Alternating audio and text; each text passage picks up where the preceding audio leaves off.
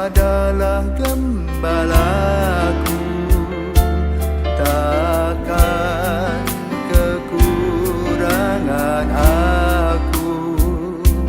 Dia membaringkan aku di padang berumput hijau.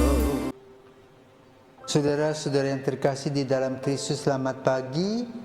Salam jumpa lagi dalam Sabda Siap Saji Minggu 7 Juli 2024, hari Minggu biasa ke-14. Marilah kita berdoa dalam Bapa dan Putra dan Roh Kudus. Amin. Allah Bapa yang penuh kasih, Engkau telah mengutus Putramu untuk menyapa dan mengajar kami. Kami mohon bukalah hati kami untuk mengenal, mengagumi dan menerimanya. Berilah kami keberanian untuk menjadi saksinya di lingkungan hidup kami. Sebagai Putramu dan pengantara kami kini dan sepanjang masa. Tuhan bersamamu dan bersama rohmu. Injil Yesus Kristus menurut Markus, dimuliakanlah Tuhan. Sekali peristiwa Yesus tiba kembali di tempat asalnya, sedang murid-muridnya mengikuti dia.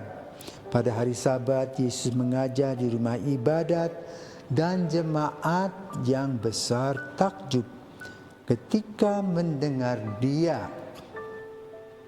Mereka berkata, dari mana diperolehnya semuanya itu? Hikmat apa pulakah yang diberikan kepadanya? Dan mujizat-mujizat yang demikian bagaimana dapat diadakan oleh tangannya? Bukankah ia ini tukang kayu anak Maria? Bukankah ia saudara Yakobus, Yoses dan Simon? Dan bukankah saudara-saudaranya yang perempuan ada bersama kita? Lalu mereka kecewa dan menolak dia.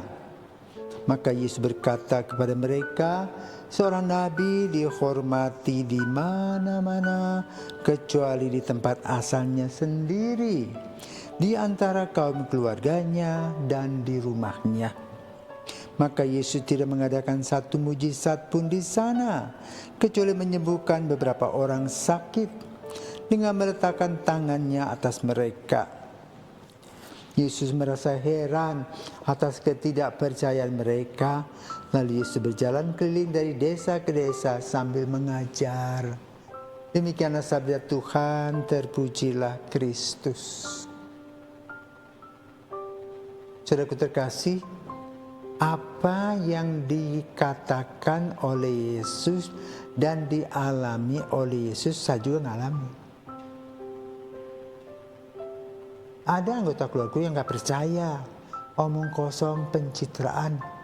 Dan saya kira itu wajar karena relasinya tidak terlalu dekat. Kali ini kita mendengar bagaimana saudara-saudara Yesus yang mempunyai pandangan tersendiri tentang seorang nabi telah menganggap Yesus tidak berbuat apa-apa. Dan memang Yesus juga tidak menjadi budak mereka. Bila mereka mengatakannya dia tidak buat apa-apa, tenang-tenang saja. Demikian pula kita, kalau orang mengatakan kau tidak buat apa-apa, tidak apa-apa. Yang penting kita sudah membuat sejarah yang baik. Kalau orang tidak mau terima, ya sudah. Kebaskan kaki, tinggalkan tempat. Itu yang dibuat oleh Yesus, tidak mempersoalkan, tidak protes. Kenapa? Saudaraku terkasih, ada orang yang punya respons yang positif, melihat dengan kacamata positif apa yang kita lakukan. Tapi juga ada orang yang melihatnya dengan kacamata gelap. Apapun yang kita buat yang baik pun dia tidak melihatnya. Kenapa? Berbagai pertimbangan. Bisa iri hati, bisa dengki, bisa jengkel. Maka dalam hal ini kita harus melihat keberadaan Yesus secara jernih, menggunakan logika. Itu banyak mujizat-mujizat yang dibuat oleh Yesus. Dan Yesus tidak mencari pencitraan, tetapi melaksanakan tugasnya untuk membantu orang lain, yaitu si timpang yang bisa berjalan, si buta yang bisa melihat, si lumpuh yang bisa berjalan. Ini yang paling penting dan utama bagi Yesus, bukan apa yang keluarganya mau. Tapi dia melihat secara sensitivitasnya, secara logikanya, melihat kesulitan-kesulitan orang lain. Maka kita perlu belajar dari Yesus agar kita betul-betul mempunyai belas kasih. Jadi ketika orang masih mengatakan, dengan nada-nada negatif, biarkan. Itu mulut-mulut mereka, hak-hak mereka. Tapi kita berjalan terus melaksanakan tugas-tugas kita seperti yang dicontohkan oleh Yesus. Dia tidak ngambul ketika dikatakan, dia kan anak ini, anak itu.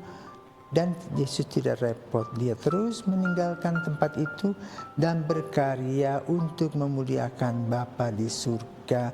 Dan itulah tugas kita. Maka mari saudaraku terkasih, bila kita berhadapan dengan orang-orang yang minor, biarkan, itu hak mereka. Tapi kita tidak usah menjadi budak mereka. Tidak usah mengikuti keinginan mereka. Kita punya visi, misi tersendiri, dan aksi kita juga disesuaikan dengan kehendak Tuhan. Itu yang paling penting. Sehingga kita tidak repot. Maka kita menggunakan apa istilah? Anjing menggonggong, kafilah terus berlalu. Inilah yang dibuat oleh Yesus. Melaksanakan kebaikan-kebaikan tanpa peduli dengan pujian atau tidak ada pujian. Yang penting bisa memuliakan Tuhan. Dan inilah semangat kita, saudaraku terkasih.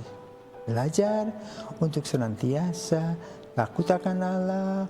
Belajar senantiasa untuk melayani Dia dalam kemuliaannya. Amin.